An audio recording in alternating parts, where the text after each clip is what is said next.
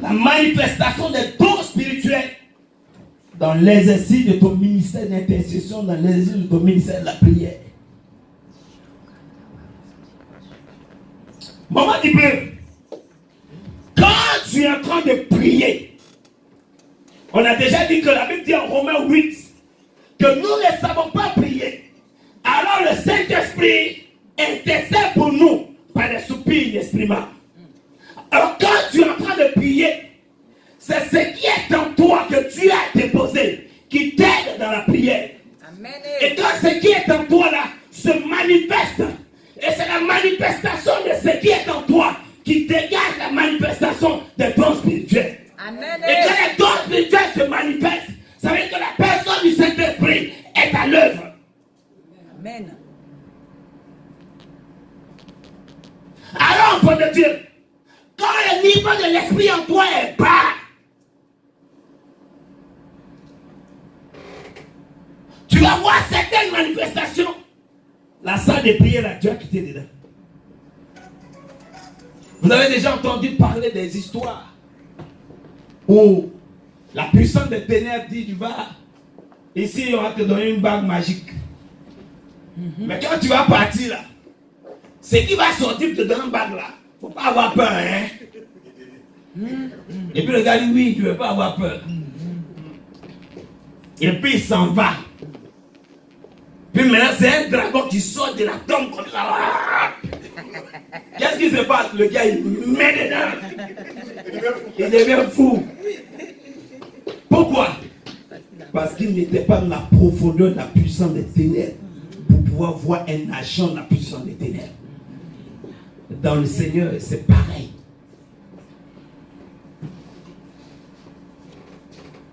Si tu n'es pas dans certaines profondeurs, il y a certaines manifestations de Dieu, quand tu vas voir, tu vas mettre dedans. Ça va te rendre zinzin. Vous comprenez? C'est pour ça que quand Dieu parlait à Moïse, il dit, il faut demander au peuple, eux n'ont qu'à marcher seulement. Ils sont des nains spirituels, ils n'ont qu'à marcher. Mais toi, Moïse, comme tu as atteint un bon niveau, lève la main et fends la main. Moïse n'a pas dit, mais comment ça s'est passé? Il a levé la main s'est fendue. Ce qu'il a vu, elle n'a pas fui. La Bible dit que quand Moïse monte sur le mont Sinaï, Dieu descend. La montagne tremble. Mais Moïse ne tremble pas. Quelqu'un d'autre serait monté. Ah. Moïse a dit, on ne va pas appeler ici. Mais pour voir la puissance de la prière, c'est dans cette dimension de l'esprit que tu dois être. C'est pour cela que les chrétiens qui prient avec l'intelligence et la sagesse ne peuvent jamais manifester de la puissance. C'est pas possible. La puissance et la sagesse, ce n'est pas l'esprit de Dieu. Non. Il a dit à Zorobabel, ce n'est ni par l'intelligence, ce n'est ni par la force, mais c'est par mon esprit. Allons, enfant de Dieu. Il faut que la dimension de l'esprit de Dieu en toi soit toujours en train de grandir. Amen. Parce que tu ne verras des manifestations que en fonction du niveau de la taille de l'esprit de Dieu avec toi. Amen. Alors si tu veux avoir la puissance dans la puissance de la prière, il faut que la dimension de l'esprit en toi soit toujours en train de grandir. Pourquoi l'autre prie, il est exaucé. Toi tu pries, tu n'es pas été exaucé. Mais tu ne sais pas la dimension de l'esprit qui est en lui. Parce que vous venez dans l'église, vous êtes assis sur le même banc, vous êtes des voisins, tu penses que vous êtes pareil. Non. C'est pour cela qu'enfant de Dieu, il faut aller dans la dimension. Tu vas prendre ta Bible en 2 Rois, chapitre 2, verset 3.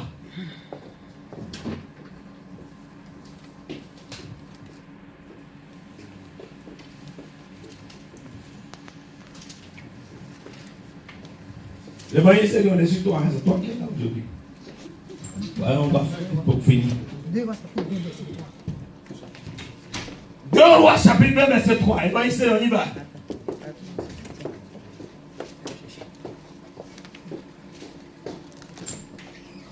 Alléluia. Amen. Amen. Quand tu veux lire la voix d'Alléluia, il faut dire ça. Là, on va gagner du temps. Ô Éternel, Ô Éternel, souviens-toi que je marchais devant ta face avec fidélité et intégrité. souviens-toi que je marchais devant ta face avec fidélité et intégrité de cœur. Et que j'ai fait ce qui est bien à tes yeux. Et j'ai fait ce qui est bien à tes yeux. Et Ézéchiel répondit d'abondantes larmes. Et Ézéchias répondit d'abondantes larmes. Amen. Amen. Le roi Ézéchias a reçu un décret de Dieu pour dire qu'il va mourir.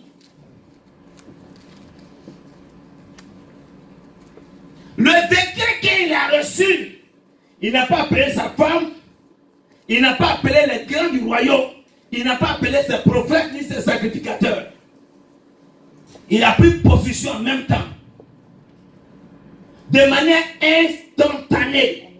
Je voulais demander à un frère, je voulais demander à une soeur, quel est le don spirituel qu'Ézéchias a manifesté de manière instantanée. Et voyez, série. Aujourd'hui, on est au couilles. Voyez, on doit finir vite. Réponds rapidement, puis on va partir. Mais le temps passe aussi. Le temps passe là. Réponds pas, tu verras. Donne-moi la réponse. Maman dit bleu, donne-moi la réponse. Hein? Maman la joie, donne-moi la réponse. Oui, on sait qu'il priait. Oui, il a intercédé en 1 minute. C'est une phrase au moins. Je me souviens quand j'ai marché devant ta face, et puis j'ai fait ce qui est bien à tes yeux. C'est fini, il a fini la prière. En moins d'1 minute, il a fini. Quel est le don spirituel qu'il a manifesté et que la puissance dégagée à l'intérieur de ce don spirituel? Pour qu'à compter de ce jour, si le don n'était pas en toi, parce que sans ce don-là, tu ne peux pas manifester la puissance de la prière. C'est pour ça qu'on commence par le CPN de ce don-là. Prophétesse. C'est la foi, non? Yes. Acclamons très fort le Seigneur. Ce n'est pas la foi, mais c'est plutôt le don de foi.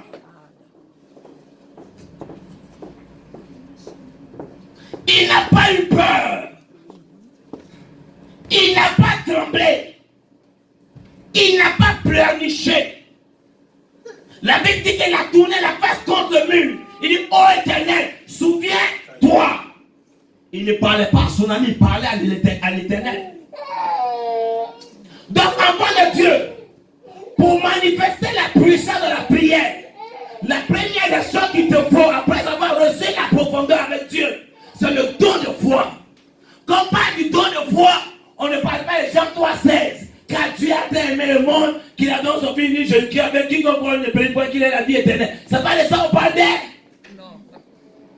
C'est pas de ça qu'on parle. Quand Dieu te dit, regarde, va t'arrêter au milieu de la route là-bas. Quelqu'un viendra te donner 1 million d'euros en pleine autoroute. Et puis tu obéis. C'est ça qu'on dit don de foi. Quand Dieu dit à Abraham, sacrifie-moi ton fils, ton unique Isaac. Et puis il obéit. C'est ça. Quand Jésus marchait sur l'eau, il dit à Pierre, viens. Et puis Pierre aussi a commencé à venir marcher sur l'eau. Et puis après la foi a failli. C'est de ça qu'il s'agit. Le don de foi, c'est ce qui te permet d'avoir la ferme assurance. Pas de réciter, mais de mettre en pratique. Et voyez, Céline, quelle est la définition de la foi? On nous dit que la foi est la ferme assurance des choses qu'on espère. La ferme assurance des choses qu'on espère. Ensuite, une démonstration de celle qu'on ne voit pas. Qu'on ne voit pas. Et la Bible dit quoi? La foi vient de quoi? Ce qu'on entend. La foi vient de ce qu'on entend. Et ce qu'on entend vient de quoi? De la parole de Dieu. Ça veut dire quoi? Il faut que tu sois rempli et inondé, investi dans la parole du Seigneur. Amen. Mais déjà tu viens, tu n'as pas gagné pour prendre note. Déjà, tu viens, tu te plains. Ça, c'est l'évangile, c'est l'idée, j'ai elle aujourd'hui.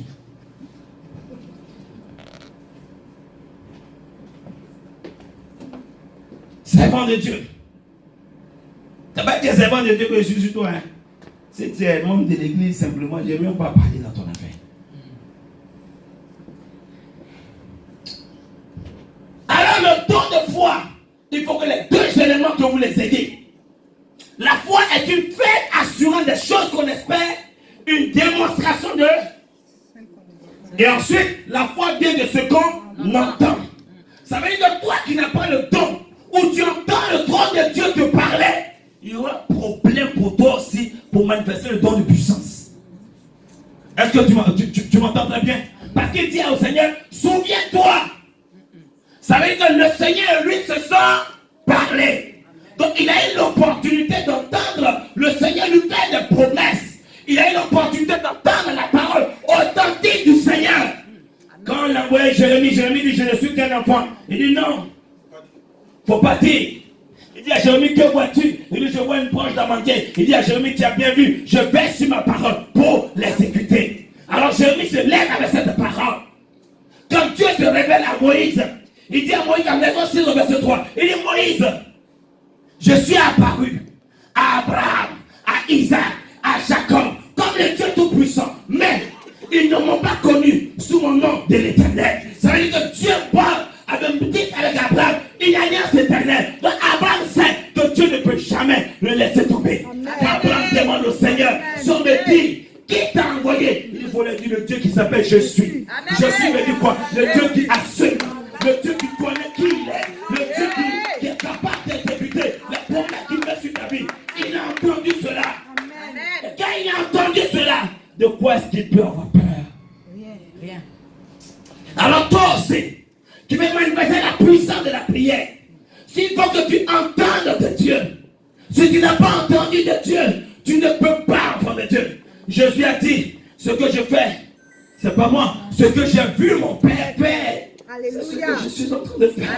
C'est que j'ai entendu le trône de Dieu me dire que je sais que ce que je vais accomplir. Je n'ai pas à avoir peur. J'étais dans un songe où le Seigneur me montrait, j'ai prié pour des fous qui guérissaient. Je viens à l'église, il y a un fou. Pourquoi je vais avoir peur? Il m'a déjà dit. Et quand je viens, je prie et le fou guérit.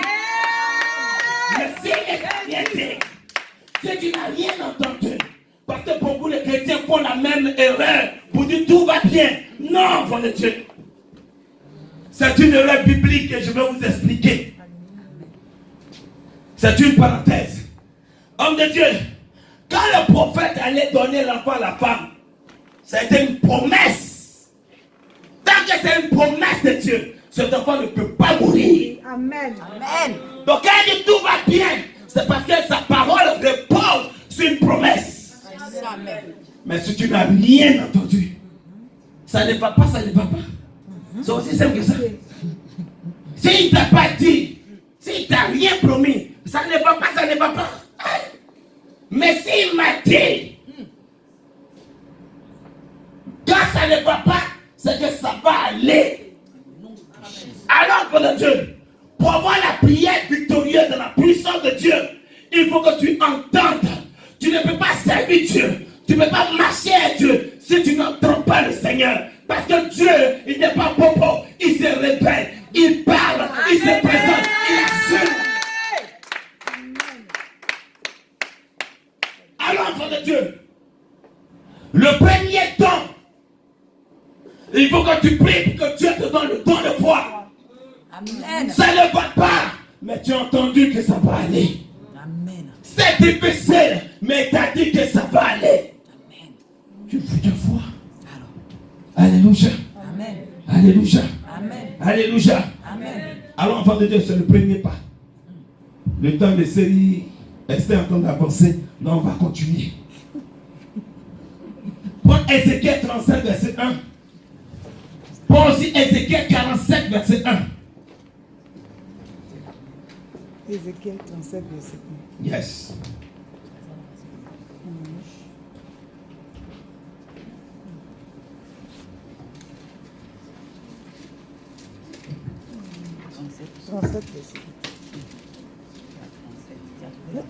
La main de l'Éternel fut sur moi,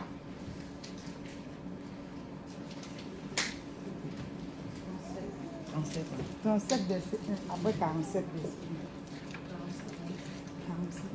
Vas-y, 37 verset 1, 47 verset 1. Allons-y La rapidement. main de l'Éternel fut sur moi La main de l'Éternel fut sur moi ensuite. et me transporta en esprit. Et me transporta. En esprit. Arrête-toi là, va Ézéchiel 47.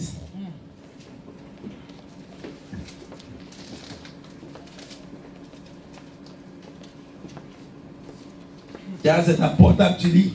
Non, c'est Tiens, toi-même, il non, sait que ma Bible est ça, restée. c'est pas C'est pour aller là que j'ai fait, rapidement. toi. C'est pour aller rapidement. D'accord. Ézéchiel 47, verset 1. Mhm. Il me ramena vers la porte de la maison. Il me ramena, excusez-moi, vers la porte de la maison. Ensuite, Et voici, et voici, de l'eau sorta sous le seuil de la maison, de l'eau sortait sur le seuil de la maison, à l'orient. à l'orient. Car la face de la maison était à l'orient. Car la face de la maison était à l'orient. L'eau descendait sur le côté droit de la maison, L'eau descendait sur le côté droit de la maison, au midi de l'autel. au midi de l'autel. Oh my God. Assieds-toi, Céline. C'est dans ça là, toi, tu as dit non, le temps va de passer. My God. Tu ne peux pas savoir comment le prophète dit le rouleau est comme du miel dans ma bouche. Amen. Jésus. Nous voulons de la profondeur. Ézéchiel dit que le Seigneur l'a transporté. Est-ce que tu t'interroges, mais comment est-ce qu'il l'a transporté? Est-ce qu'ils ont pris bus, métro, hélicoptère, avion? Et puis il me transporte en esprit. Ça veut dire quoi? Ézéchiel, en lui, il y a le corps, il y a l'âme et il y a l'esprit. Mais Dieu, c'est l'esprit, il prend. Et puis il le transporte en esprit. Ah, c'est pas sorcellerie, ça. C'est pas ce que vous appelez sorcellerie. C'est ça? Mais dis-moi, enfant de Dieu, si tu n'as pas de la profondeur, est-ce que le Seigneur peut te transporter?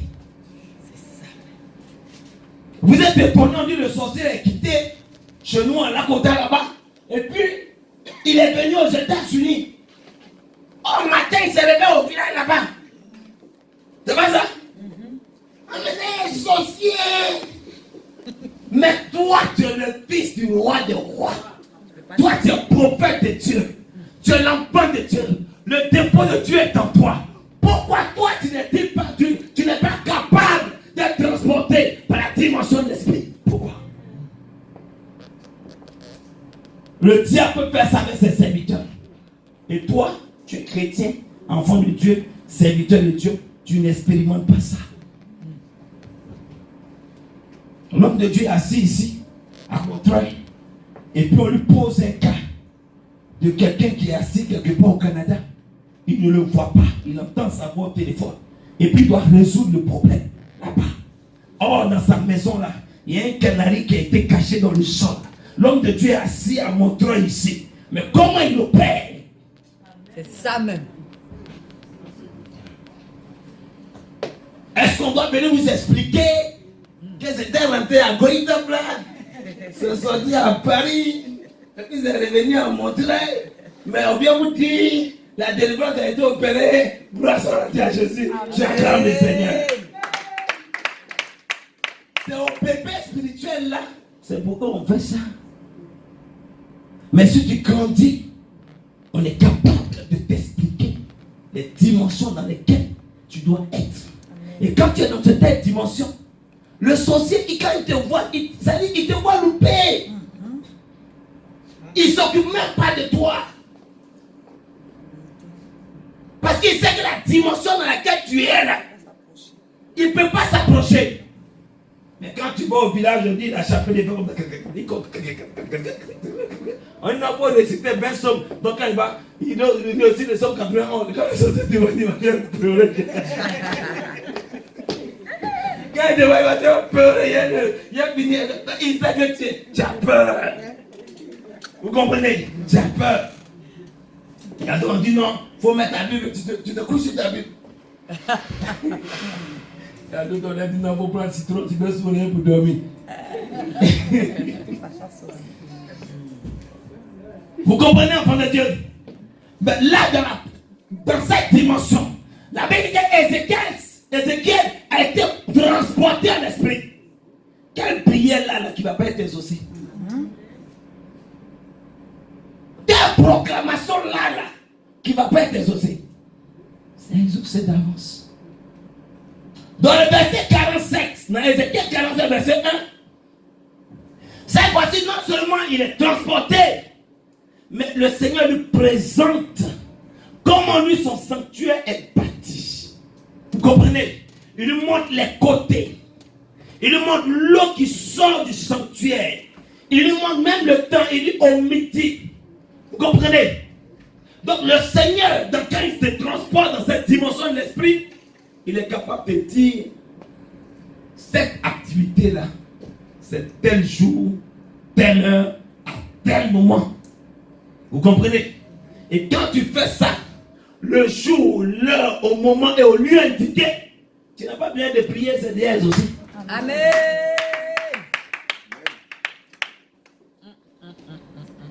Alléluia. Alléluia. Amen. Pour ceux qui aiment le football, vous voyez souvent les gens disent, lors le match retour à faire chez nous à domicile, donc on va gagner. Vous voyez ça, non? Ah non, le match retour, non, c'est chez nous. Non, c'est chez nous, on joue. Et quand tu dis chez toi, tes pieds deviennent 4. Non. Tes pieds ne deviennent pas 4. Mais pourquoi? Des supporters. Les supporters vont sur le terrain. C'est la confiance en soi. Hein? La confiance du territoire. Rien n'est venu ici. Rien. Ils ont même tapé PSG ici, bâti. En tout cas. Combien? Ça vient de taper ici, ils ont bâti. C'est une affaire de dimension. Quand l'esprit te transporte dans un endroit, là où il te dépose là, c'est que toi tu décides là. C'est ça qui s'accomplit. Vous comprenez? Alors, enfants de Dieu, nous devons ensemble grandir dans cette haute dimension où l'esprit nous transporte. Les dons spirituels qu'il a donnés à Joël, dans les derniers temps, dit Dieu, j'ai répandu de mon esprit sur toute chair. Vos fils et vos filles prophétiseront. Vos jeunes gens auront des visions. Vos vieillards auront des songes. Il n'y a pas transporté là-dedans. Hein? Pas être transporté là. C'est une autre dimension. C'est pour cela qu'on voit les gens qui parlent en langue. Et puis prennent des rêves. Ils prophétisent. Ils prennent des rêves. Vous comprenez? Parce que le don spirituel là, ce n'est pas le niveau spirituel. Alors, la dimension de la puissance de la prière est rattachée au niveau spirituel. N'importe qui peut manifester un don spirituel, mais n'importe qui n'a pas un grand niveau spirituel. C'est ça, même. Vous voyez, c'est de ça qu'il s'agit. Amen. C'est pour ça que quand tu les vois, c'est probable dans les programmes. Les dons spirituels, on parle de connaissance de matin comme matin. Mais dès qu'il y a une petite attaque, il atteint. Soit la nièce de Balaam a prophétisé pour Balaam. Mais aucune profondeur. Ézéchiel est transporté dans la vallée aux ossements. Et puis le trône de Dieu, ça, il est transporté en esprit. Et puis en esprit, Dieu parle avec lui. C'est un prophète comme ça que vous avez ici. Vous jouez avec. Alléluia. Transporté dans la vallée des ossements. Et puis le Seigneur lui demande, Ézéchiel, est-ce que ces ossements peuvent revenir? Il dit, Seigneur, quand tu sais. Ça, même. Eh ben. Vous savez, quand il dit au Seigneur, quand il sait, c'est que les deux là sont proches. Ils sont associés, ils sont partenaires. Donc dans la dimension de la prière pour le Dieu, tu atteins un certain niveau d'intimité pour le trône, la grâce. Amen. Tu ne peux pas de prier sous couvert. Tu ne peux pas prier pour une requête qui va pas être exaucée. Deux fois tu vas à l'hôpital, on dit à quelqu'un qui est malade, on me dit viens prier. Et puis tu t'en vas, et tu le regardes, tu sais, il est déjà parti. Tu dis que le Seigneur vous fortifie. Amen. Puis tu te retournes. Oh, mais pasteur, tu n'as pas prié. Et non, j'ai prié. Parce que quand je l'ai regardé là, il est déjà parti. J'ai dit à quelqu'un en Israël, il y a beaucoup de malades. Jésus n'a pas guéri tous les malades. Ce n'est pas tous les malades qu'il a guéri. Pourquoi? Il était dans une certaine dimension de l'esprit. Est-ce que c'est bon? Amen. Ça va? Amen. C'est bon? Ok. Prends Apocalypse chapitre 1, verset 10 à 13. L'évangile série, folie. Les 21, on va vers 25. On va atteindre 22 heures. Apocalypse 1, verset 17. Apocalypse chapitre 1, Verset 17. verset 10 à 13. Je fus ravi en esprit au jour du Seigneur. Je fus ravi en esprit le jour du Seigneur. Continue. Et j'entendis derrière moi une voix forte. Et j'ai entendu derrière moi une voix forte, Comme le son d'une trompette. comme le son d'une trompette, Qui disait, qui disait, ce que tu vois, ce que tu vois, écris-le dans le livre. écris-le dans le livre Et envoie-le aux 7 églises. et envoie-le aux 7 églises, À Éphèse, à Éphèse, à Smyrne, hein? à Smyrne, à Pergame, à Thyatire, à Sardes, à Philadelphie et à Laodicée. Amen. On va s'arrêter là. Vous qui êtes parti à l'école, qui avez étudié français, quand on dit ravi en esprit, ça veut dire quoi? Transporté. Ça va aller. Je suis saisi, non? Quand on dit ravi, c'est une expression qu'on utilise. Ravi en esprit. Comment? Je suis saisi. Comment? Saisi. Content, Saisi. saisi, la joie. Mais la joie, elle est comment? L'extase. C'est l'extase. Mais comment encore? La joie, elle est comment? Elle est débordante. Ah.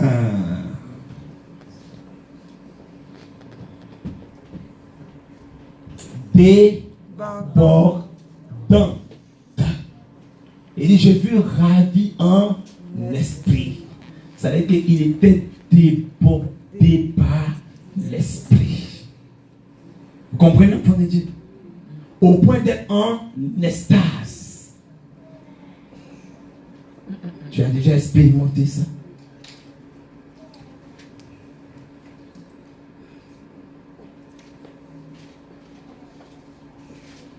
Alors, enfant de Dieu,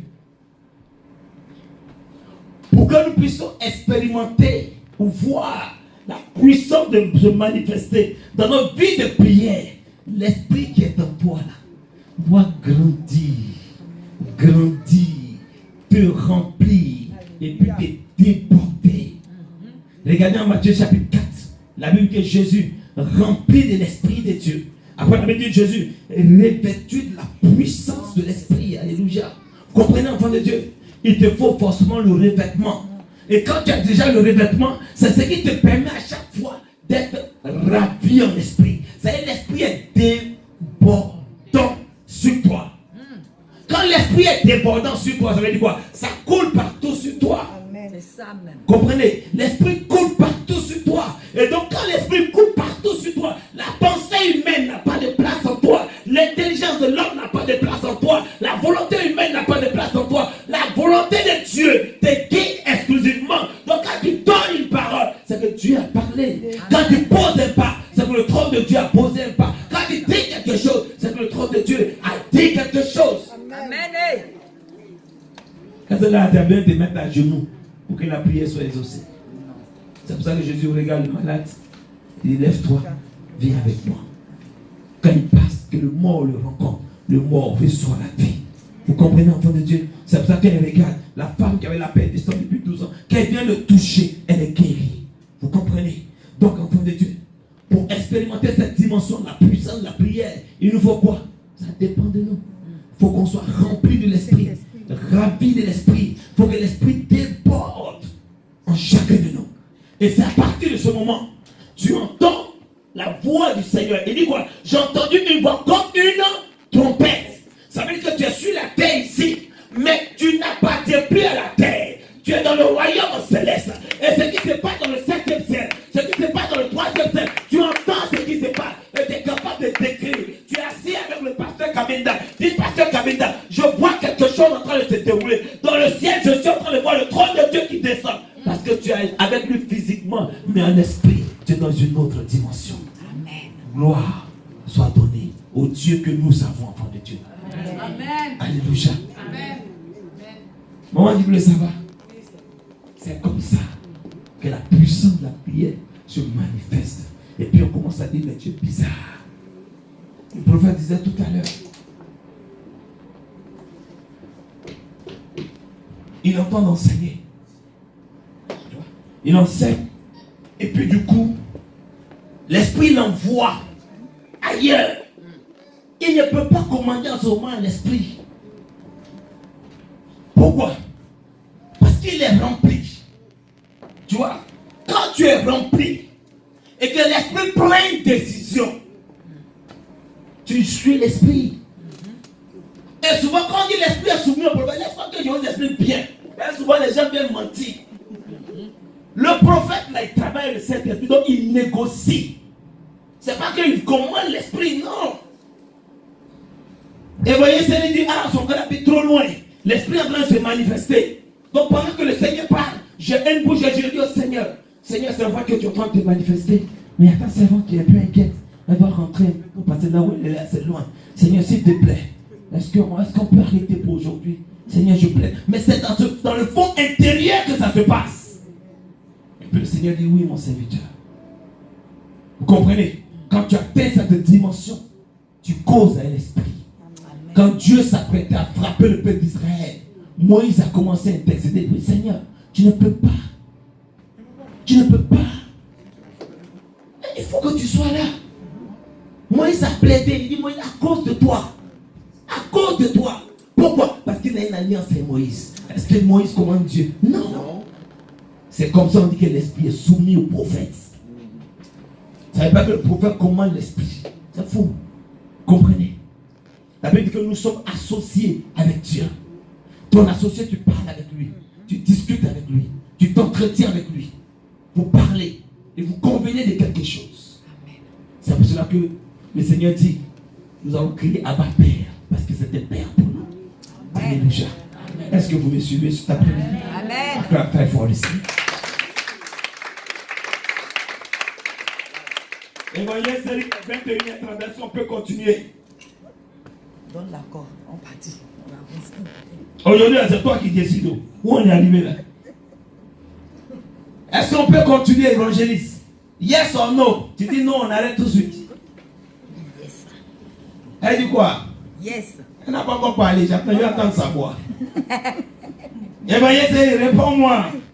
On peut continuer? On arrête. On arrête, ok. Donc on va arrêter. On se tient tous debout, on va élever la voix vers le trône de Dieu. Amen.